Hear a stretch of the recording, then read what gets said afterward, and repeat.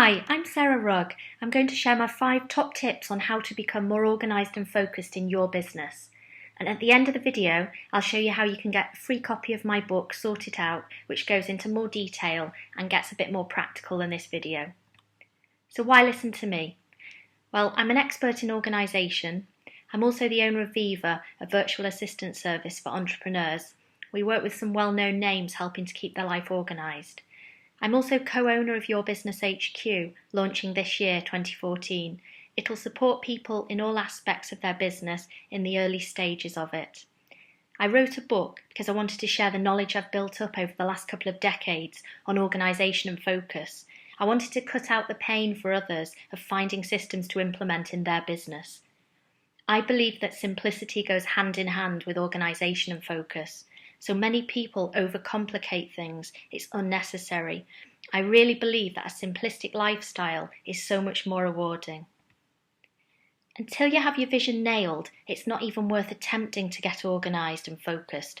For starters, how can you organise and streamline your business if you don't know what you're working towards? You've got nothing to focus on. The most successful people I've come across have one thing in common. They have absolute clarity of purpose and their goals feed into that.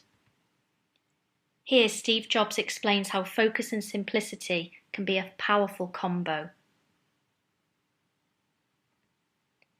I'm sure you have times when you don't know where to turn. When there are so many options, too many options, you can end up burying your head in the sand and procrastinating then. Starting a business is daunting, there are too many options, and some days you don't know where to turn. So I'm a huge fan of the book First Things First. It really is a great place to start. I'd urge you to read this book now. It really will help you gain clarity, and it may even change your life. Okay, this may seem obvious, but it's so easy to get wrapped up in busyness. But unfortunately, busyness doesn't achieve goals, and it doesn't have any focus. You've got to ask yourself the same question repeatedly throughout each day, every day. Is it in line with my vision and goals? For every task, email, phone call, conversation, invitation, email in your inbox, ask yourself, is it in line with my vision and goals? And if the answer is no, don't do it. You've got to learn to say no. Practice it. It is liberating.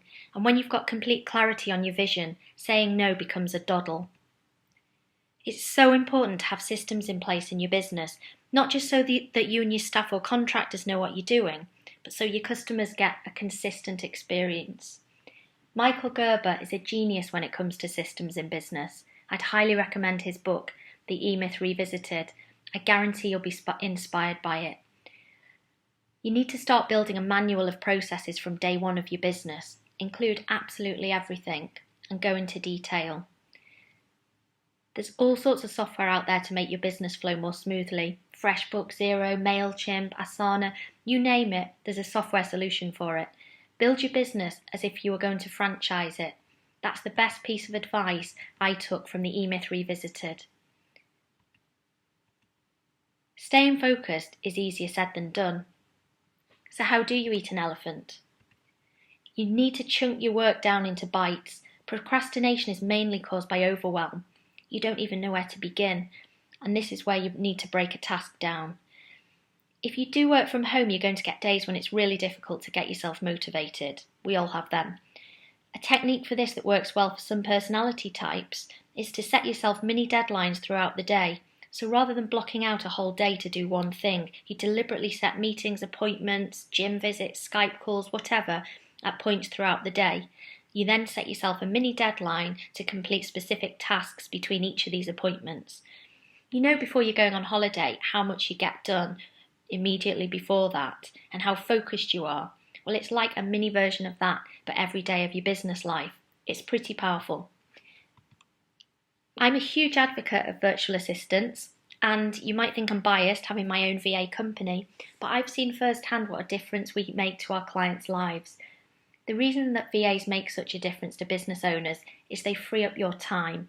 So if, for example, you could hire yourself out for, £100 an hour, then why would you sit there doing your books, formatting a PowerPoint, waiting in a queue on the phone, chasing unpaid invoices, arranging your diary, tinkering with spreadsheets, booking trains, researching online, Why would you do that when you can outsource it for less than a quarter of the hourly rate that you can be out there earning? Why would you? To me, it's a no-brainer. The virtual assistant concept is perfect for early stage businesses because it's highly flexible. You can just switch it on and off to suit you and to suit your business. Most VAs are highly intelligent people. They're quick learners with plenty of initiative. So don't underestimate what they could do for you. You don't pay them to chat at a coffee machine or file their nails. Every minute is accounted for and dedicated to you and your business. Many entrepreneurs are advocates of virtual assistants and outsourcing tasks that take up your time. Alan Sugar is just one of them. So ditch the time-consuming tasks and outsource them to a VA to free up your time. If you have any questions or you'd like a chat about how I can help your business, I'd love to hear from you. My contact details are below. For a free copy of my book, Sort It Out, please follow this link. Thanks for listening, good luck with your business, and I wish you every success for the future.